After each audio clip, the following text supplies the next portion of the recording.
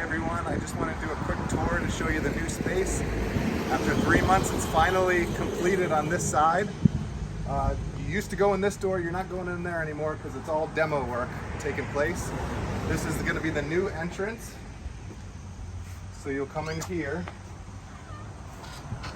and this is going to be the new check-in area. You'll punch in on the iPad, put in your telephone number to sign in, and this is our new waiting room. We've got also a new upgraded, new and improved fish tank. And a kids area on the other side so the kids can also play and experience the fish tank as well. This is going to be the new adjusting area, so I'm going to come out to the waiting room, grab each person, and you'll get adjusted in here for right now. And then after your adjustment, you're going to come this way, and if you need to schedule or talk to Chrissy or Katrina for anything, you'll check out with Chrissy here. And then we also have another temporary front desk here where you'll talk to Kat to check out.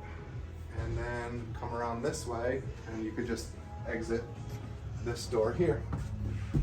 And so we're going to be renovating the other space. When that's done, that temporary wall that you saw is coming down and it's just going to be one big space. Until that time, I'll probably do another video then, but now you guys kind of know the route at this point. So thanks for watching.